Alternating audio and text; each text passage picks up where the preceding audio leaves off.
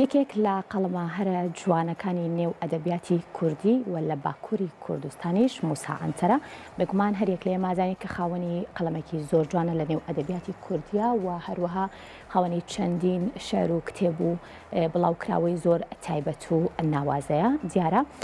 بێگومان زۆر کات بۆ ئەم هونەرمەندە یاخۆ لەم کەڵە هونەرمەندانە چەندین بابەت پێشکەش بە ڕۆحیانەکرێت جا لە نووسینەوەی ژیاننامەیان بێت یاخود بەکارهێنانی بەشێک لە شێعر و لە نووسراوەکانی ئەوان بێت لە هەر بابەتێکی تری هونەریان لە ئێستا زۆر بە خۆشحاڵیەوە یەکێک لە هونەرمەندە گەنجە دەنگخۆشەکانی باکوور کاویش پەروین چاکارە و هەرێک لێ مازانین چاراجافیش یەکێک کە لە موزیسیان و دەنگبێژە هەرە تایبەت و جوانەکانی خود خانمە بڵێن بە ئەزمونونەکانی نێو دنیای موزیکی کوردی یەکێک لە شاعرەکانی موسا عنتەر ئەکەنە بەرهەمێکی زۆر جوان و تایبەت وە پێشکەش بە ڕۆحی ئەو نووسەر و ئەو کەسایەتیە دیارەی نێو ئەدەبیاتی کوردیەکەن. پەروین چاکار هونەرمەندی دیاری باکوور شاعری قیمەلی موسا عنتەر دەترێ و هونەرمەند چاراجاف بە ئامێری چەنگ هاوبەشیەکات. ئەم بەرهەمە دیاری